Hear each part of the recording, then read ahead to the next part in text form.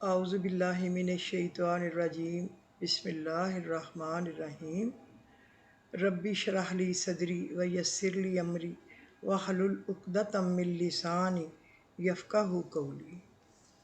میں اپنے ویورز، اپنے لسنرز سب کو ویلکم کہتی ہوں اللہم لبیک چینل میں۔ اللہ تعالیٰ آپ سب کو ڈھیروں ڈھیر خوشیاں دے۔ خوبصورت زندگی جو ہے نا کبھی بھی خود بخود نہیں بن جاتی، بلکہ اس کی تعمیر روزانہ کی دعاؤں پر ہوتی ہے۔ دعا کیجئے، دعا دیجئے، دعا لیجئے۔ میری دل کی گہرائی سے یہ دعا ہے کہ رب کریم آپ کی خوبصورت زندگی کو دین و دنیا کی تمام خوشیوں سے مالا مال کر دیں۔ میرا اللہ تو ہر چیز پر ہی قادر ہے نا۔ ابھی میں آج کا جو ٹاپک ہے نا وہ ایک تو ذکر الہی کے متعلق ہے، اور ایک ہے آپ اپنے جان و مال، عزت آبرو، فیملی کی حفاظت کے لیے آپ کو کیا پڑھ لینا چاہیے۔ چھوٹا سا سبق ہے لیکن سمجھیں گے تو ہم لوگ تو پھر ہی ہمیں پتہ چلے گا نا۔ تو سب سے پہلے وہی کہ میں آج کی بات کروں کہ پیٹ میں گیا زہر ایک شخص کی جان لے سکتا ہے، یہ تو سب کو پتہ ہے، مگر کان میں گیا زہر کئی رشتوں کی جان لے سکتا ہے۔ اس لیے کان کے کچے نہیں بننا چاہیے، بغیر دلیل کے کسی کی بات مت سنیں، ورنہ ہمیں پچھتاوا ہی رہ جائے گا۔ جس کے بارے میں سنیں اس سے پہلے اس کی تصدیق کر لیں، بدگمانی سے بڑا گناہ کوئی نہیں ہے۔ یہ اتنا بڑا ظلم ہے کہ آپ یقین کریں کہ بعض دفعہ بدگمانی میں میاں بیوی کا رشتہ ٹوٹ جاتا ہے، کتنا بڑا نقصان ہو جاتا ہے، بچوں کا فیوچر بیچاروں کا تباہ ہو جاتا ہے، گھر سے بے گھر، ایک بچی اپنے گھر سے چلی جاتی ہے، ایک لڑکا وہ اپنے گھر میں بے یار و مددگار بیوی بچوں کے بغیر اکیلا ہو جاتا ہے۔ اتنے سال کا ساتھ چھوڑنا اور اس کو بھول جانا خالہ جی کا باڑا نہیں ہوتا، کہنے کی باتیں کہ کوئی بندہ کہے میں بھول گیا یا کوئی عورت کہے میں بھول گئی، یہ بڑا مشکل ہے۔ اسی طرح اس بدگمانی سے بچوں کا رشتہ ماں باپ سے لوگ توڑوا سکتے ہیں کہ پھر ماں باپ بچے کا منہ نہ دیکھیں، کہیں تمہیں ہم نے آنکھ کی یا تم شکل نہ دکھاؤ، یا بچے ماں باپ کو کہیں بس آج کے بعد آپ سمجھو آپ کا بچہ مر گیا یا بچی مر گئی، ہم نے نہیں ملنا۔ ایسا ہوتا ہے نا، بہن بھائی کبھی نہ کسی کو ملے اور ایک دوسرے کو ملنے سے ترستے رہ جائیں، سسرالی رشتے چھٹ جائیں، ہمسایوں سے برے تعلقات ہو جائیں، یہ سب کچھ بدگمانی کی وجہ سے ہی ہوتا ہے۔ ورنہ آپ یقین کریں ہم نے کسی کو کیا دینا اور کیا لینا ہے، اللہ کا دیا سب کھا رہے ہیں، اللہ زندگی دیتا ہے ہم اس سے سانس لے رہے ہیں، اللہ رزق دیتا ہے ہم وہ کھا رہے ہیں، اللہ چھت دیتا ہے ہم اس کے نیچے اپنے دن گزار رہے ہیں۔ کسی چھتیں، گاڑیاں، پیسے، جیولری سب ادھر ہی رہ جانی ہے۔ اگر جانا ہے تو اعمال، اور ہم نے کیسا حسن سلوک کیا اپنے یا غیروں کے ساتھ۔ تو بخدا ہم اچھے اخلاق کے ساتھ اچھی سوچ ہر ایک کے بارے میں رکھیں۔ میں خود بڑی گناہ گار ہوں، اللہ مجھے بھی بہت ہدایت دے کہ میرے سے کسی کی دل آزاری نہ ہو، میری زبان کو ایسی عقل سمجھ دے، ایسی لگام ڈال دے میری سوچ کو، میری لگام کو، میری زبان کو، اور آپ کی بھی زبانوں کو اور سوچ کو ایسی اللہ پاک لگام ڈال دے کہ ہم اچھا بولیں، اچھا سوچیں، اچھا مشورہ دیں، اچھا گمان رکھیں۔ حتیٰ کہ اللہ کہتا ہے میرے بارے میں بھی جیسا گمان کرو گے مجھے ویسا ہی پاؤ گے۔ نبی کریم صلی اللہ علیہ وسلم نے فرمایا 7 آدمی ایسے ہیں جنہیں اللہ تعالیٰ قیامت کے دن اپنے عرش کے نیچے سایہ دے گا، جبکہ اس کے عرش کے سائے کے سوا اور کوئی سایہ نہیں ہوگا۔ عادل حکمران جس نے اللہ کی عبادت میں جوانی پائی، ایسا شخص جس نے اللہ کو تنہائی میں یاد کیا اور اس کی آنکھوں سے آنسو نکل پڑے، وہ شخص جس کا دل مسجد میں لگا رہتا ہے، وہ آدمی جو اللہ کے لیے محبت کرتے ہیں، وہ شخص جسے کسی بلند مرتبے اور خوبصورت عورت نے اپنی طرف بلایا اور اس نے جواب دیا کہ میں اللہ سے ڈرتا ہوں، اور وہ شخص جس نے اتنا پوشیدہ صدقہ کیا کہ اس کے بائیں ہاتھ کو بھی پتہ نہ چل سکا کہ دائیں نے کیا اور کتنا صدقہ کیا۔ سبحان اللہ، وہ اللہ کے عرش کے سائے کے نیچے ہوگا۔ تو آج سوموار کا دن ہے، یکم شنبہ، پہلا نہیں شنبہ تو بدھ کو کہتے ہیں، آج پہلا سوموار ہے، اور آج کے دن کئی لوگوں نے ماشاءاللہ روزے رکھے ہوں گے، اللہ ان کے قبول و مقبول فرمائے۔ اور آج کے دن ہمارے اعمال جو ہیں وہ اللہ کے سامنے پیش کیے جائیں گے، تو رسول اللہ صلی اللہ علیہ وسلم نے فرمایا پیر اور جمعرات کو اعمال بارگاہ الہی میں پیش کیے جاتے ہیں، میں پسند کرتا ہوں میرا عمل روزے کی حالت میں پیش ہو۔ اللہ کرے کہ ہم سب کو بھی اللہ پاک اپنے حبیب کے صدقے توفیق عطا کرے کہ ہم بھی روزے رکھیں اور اللہ کو منائیں۔ اور باقی تو روزہ ایک ہماری پوشیدہ عبادت ہے، یہ اناؤنسمنٹ کی چیز تو ہے نہیں ہے۔ اللہ قبول کرے۔ میں اس لیے ذکر کر رہی ہوں کہ بہت سارے لوگوں کو اس سے شوق اور جذبہ پیدا ہو جائے روزہ رکھنے کا، کہ آج کے دن اور جمعرات کے دن کا روزہ بہت ثواب ہے۔ ہمارے ارد گرد میں تو ماشاءاللہ ماشاءاللہ بہت لوگ ہیں جو رکھتے ہیں۔ اللہ ان کے قبول و مقبول فرمائے، اللہ ہمارے بھی قبول و مقبول فرمائے، اور جو رکھنا چاہتے ہیں اللہ ان کو توفیق دے، اور جن کو نہیں پتہ اللہ ان کو یہ شوق دے، کیونکہ یہ سارا کام شوق سے ہے، انسان تو کچھ بھی نہیں ہے۔ جب کبھی شیطان بھٹکا دے، اگر اللہ ہمیں راہ راست پہ نہ رکھے تو ہمیں خود نہ پتہ ہو کہ ہم کر کیا رہے ہیں۔ اچھا، اب ہم نے یہ بات کرنی ہے کہ مال و متاع کی حفاظت کیسے کریں۔ حضرت زید بن اسلم رحمۃ اللہ علیہ والد اسلم رحمۃ اللہ علیہ سے روایت کرتے ہیں کہ ایک دفعہ حضرت عمر بن خطاب رضی اللہ تعالیٰ عنہ سے لوگ مل رہے تھے۔ ایک شخص اپنے کندھے پر ایک بیٹے کو اٹھائے ہوئے آیا۔ حضرت عمر رضی اللہ تعالیٰ عنہ نے فرمایا، ان باپ بیٹے کی طرح میں نے کسی کوے کو بھی دوسرے کوے کا اتنا مشابہ نہیں دیکھا۔ اس شخص نے کہا، بخدا اس کی ماں نے اس بچہ کو موت کے بعد جنا ہے۔ حضرت عمر رضی اللہ عنہ نے فرمایا، کیا کہتے ہو، یہ کیسے ممکن ہے؟ تو اس شخص نے کہا، میں فلاں فلاں جنگ میں اس کی ماں کو حاملہ چھوڑ کر گیا تھا، جاتے وقت میں نے اس کی ماں پر یہ دعا پڑھی تھی، استودع اللہ ما فی بطنی کا، جو کچھ تمہارے شکم میں ہے میں اس کو اللہ کے پاس امانت رکھتا ہوں۔ استودع اللہ ما فی بطنی کا، جو کچھ تمہارے شکم میں ہے میں اس کو اللہ کے پاس امانت رکھتا ہوں۔ میں واپس آیا تو پتہ چلا کہ وہ انتقال کر گئی۔ اس کے بعد میں ایک رات کو اپنے چچا زاد بھائیوں کے ساتھ جنت البقیع میں بیٹھا تھا، اچانک دیکھا کہ قبر میں چراغ کی روشنی جیسی ایک خاص قسم کی روشنی نظر آ رہی ہے۔ میں نے اپنے چچا زاد بھائیوں سے پوچھا، یہ کیا ہے؟ انہوں نے کہا، ہمیں نہیں معلوم، البتہ ہر رات ہی فلاں عورت کی قبر کے پاس یہ روشنی ہم دیکھتے ہیں۔ میں نے اپنے ساتھ کھدائی کے آلات لیے اور قبر کی طرف چل پڑا، دیکھا کہ قبر کھلی ہوئی ہے اور یہ بچہ اس کی ماں کی گود میں ہے۔ میں قریب گیا تو کسی آواز دینے والے نے آواز دی کہ اے فلاں، اپنے رب کے پاس امانت چھوڑنے والے، اپنی امانت لے لو، اگر تم اس کی ماں کو بھی ہمارے پاس امانت رکھتے تو ضرور اس کو بھی زندہ پاتے۔ تو میں نے بچے کو اٹھا لیا اور قبر جو تھی وہ خود بخود بند ہو گئی۔ یہ کتاب مجابی الدعوت صفحہ 45، مناقب امیر المومنین عمر بن خطاب لابن الجوزی صفحہ 66 پہ موجود ہے، اگر آپ دیکھنا چاہیں۔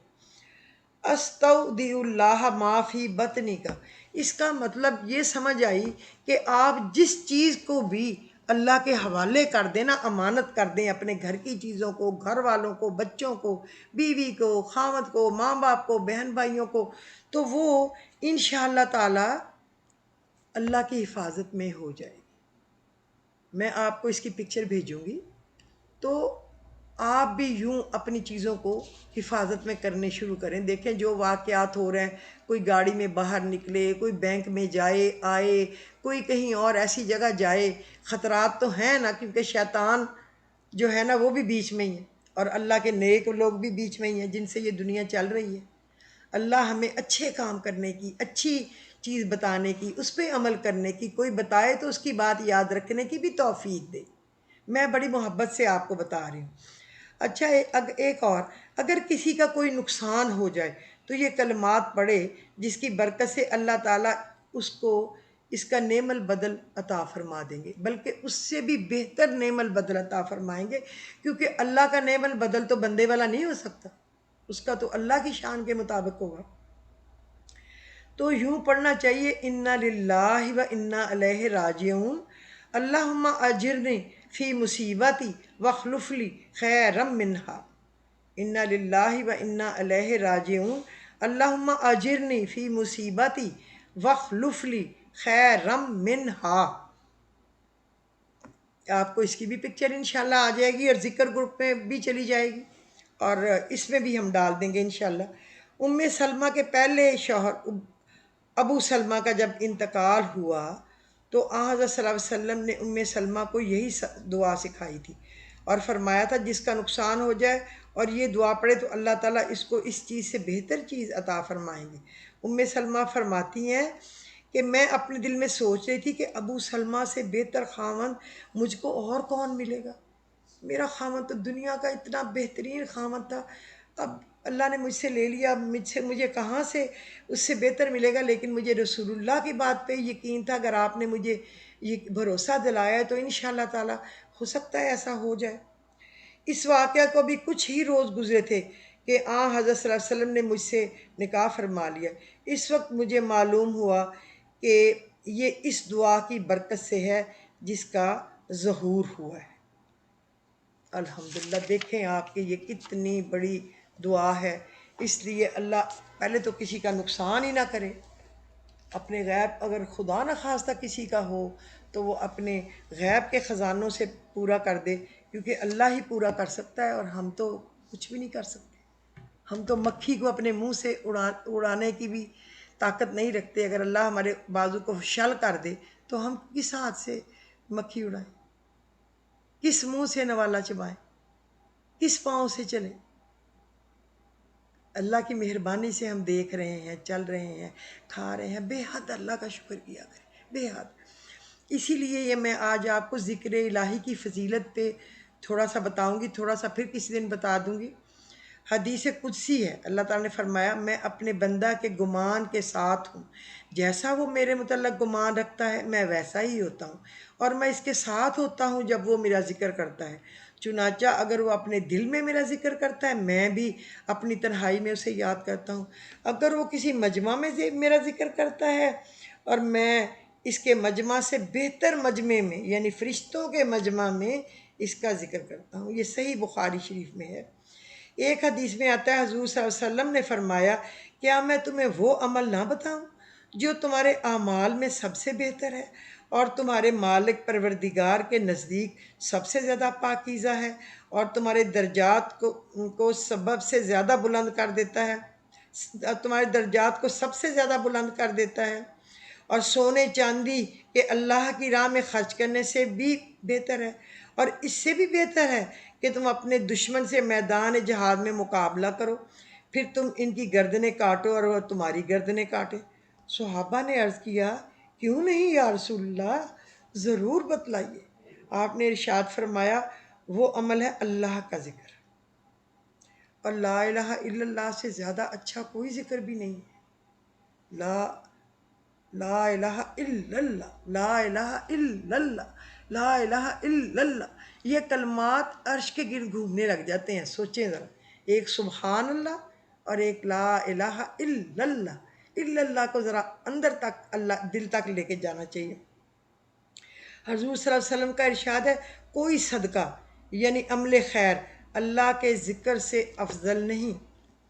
ایک اور حدیث پاک میں ہے حضور نبی اکرم صلی اللہ علیہ وسلم نے فرمایا کہ اللہ تعالیٰ کے کچھ فرشتے اس پر مامور ہیں کہ راستوں میں گھوم پھر کر اللہ کا ذکر کرنے والوں کو تلاش کرتے ہیں، بس جب وہ کسی جماعت کو اللہ کا ذکر کرتے ہوئے پاتے ہیں تو آپس میں ایک دوسرے کو آواز دیتے ہیں کہ آؤ اپنے مقصود یعنی ذکر اللہ کی طرف آ جاؤ، تو وہ سب فرشتے مل کر آسمان دنیا تک ان ذکر کرنے والوں کو اپنے بازوؤں کے سائے میں لے لیتے ہیں۔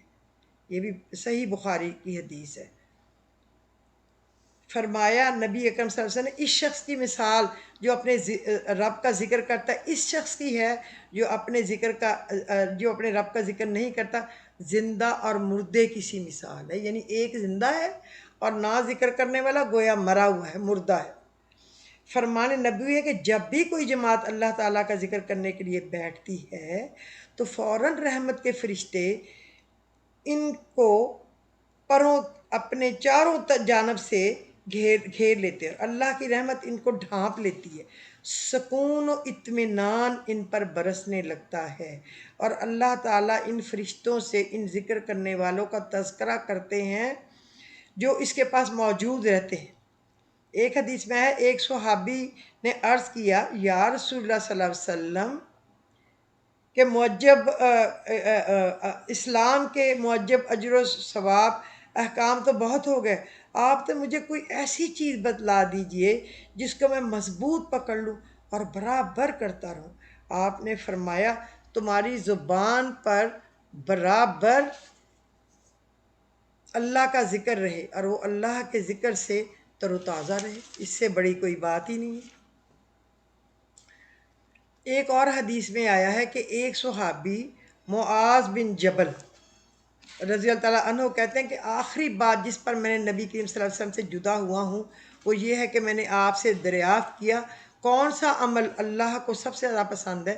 آپ نے فرمایا وہ عمل یہ ہے کہ تمہیں اس حالت پہ موت آئے کہ تمہاری زبان اللہ کے ذکر سے تر ہو۔ ایک اور حدیث ہے انہی صحابی معاذ سے، فرمایا رسول اللہ صلی اللہ علیہ وسلم آپ مجھے کچھ وصیت کیجیے۔ آپ نے فرمایا اپنے مقدور بھر اللہ کے تقوی یعنی خوف و خشیت کو اپنے اوپر لازم کر لو اور حجر و شجر کے پاس یعنی ہر جگہ اللہ کا ذکر کیا کرو، اور جو بھی کوئی برا کام کر بیٹھو تو فوراً اللہ تعالیٰ کے سامنے اس سے اثر نو توبہ کرو، پوشیدہ گناہ کی پوشیدہ توبہ اور اعلانیہ گناہ کی اعلانیہ توبہ۔ فرمان نبوی ہے، کسی بھی آدمی نے کوئی عمل ایسا نہیں کیا جو اللہ کے ذکر سے زیادہ اس کو اللہ کے عذاب سے نجات دلانے والا ہو۔ صحابہ نے عرض کیا، یا رسول اللہ نہ اللہ کی راہ میں جہاد؟ آپ نے فرمایا ہاں، نہ اللہ کی راہ میں جہاد سوائے اس شخص کے جو اپنی تلوار سے دشمنوں کی گردنیں اس قدر کاٹے کہ وہ ٹوٹ جائے۔ آخری جملہ آپ نے 3 مرتبہ بولا۔ تو ہمارا جو ہے ذکر اللہ کی فضیلت یہ اور بھی ہے بہت، لیکن پھر انشاءاللہ تعالیٰ اس کو ہم نیکسٹ ایپیسوڈ میں کر دیں گے، کیونکہ اللہ کے ذکر کے تو بے شمار فائدے اور بے شمار ثواب ہیں۔ آپ کا سننا لمبا نہ ہو جائے، ورنہ مجھے تو بتانے میں بڑی خوشی ہو رہی ہے۔ دوسرا میں آپ کو پھر دوبارہ یاد دہانی کرا دوں، الحمدللہ الحمدللہ کثیرن طیبم مبارکن فی، الحمدللہ طیبن کثیرن فی، الحمدللہ کثیرن طیبن مبارکن فی۔ یہ آپ نے بہت پڑھنا ہے، اس کا اجر اتنا زیادہ ہے کہ میں آپ کو الفاظ میں بیان نہیں کر سکتی، کیونکہ پتہ نہیں کتنی زندگی ہماری رہ گئی ہے، تھوڑی رہ گئی ہوگی، بہت زیادہ تو گزر گئی، اللہ کو پتہ ہے اگلا سانس بھی نہ ہو۔ تو یہ ایسے کلمات ہیں، الحمدللہ نہیں حمدن کثیرن طیبم مبارکن فی، حمدن کثیرن طیبم مبارکن فی، کہ اس کی حمد کثیرن کا کوئی حد ہی نہیں ہے نا، بے حساب، جس کا کوئی ناپ تول کا کنارہ نہیں ہے، طیبن جو اتنا پاک اللہ ہے، مبارکن جو مبارک ذات ہے، فی ہمیشہ کے لیے میری طرف سے، یا ربی لک الحمد کما ینبغی لجلال وجہک و عظیم سلطانک۔ اگر آپ کو آج کا میرا ایپیسوڈ پسند آیا ہو تو آپ اس کو لائک اور شیئر کر دیجئے، اور اگر آپ کے قیمتی ٹائم میں میرے گناہ گار کے لیے چھوٹا سا ٹائم ہو تو اس کو سبسکرائب کر دیجئے اپنا صدقہ جاریہ سمجھ کے، اور تاکہ آپ کے پاس یہ ایپیسوڈ آ جایا کریں، آپ کچھ لوگوں کو بھیج سکیں، اور آپ صدقہ جاریہ مرنے کے بعد بھی ہم سب کو ملتا رہے۔ اگر آپ اس میں حصہ لینا چاہیں تو آپ کی خوشی ہے، نہیں تو پھر بھی اللہ آپ کو اپنے حفظ و امان میں رکھے۔ زبردستی کی کوئی بات نہیں ہے، جو آپ مناسب سمجھیں وہی اچھا ہوگا۔ تو آج کے ایپیسوڈ میں نسرین افتخار کو اجازت دیجیے، خدا حافظ۔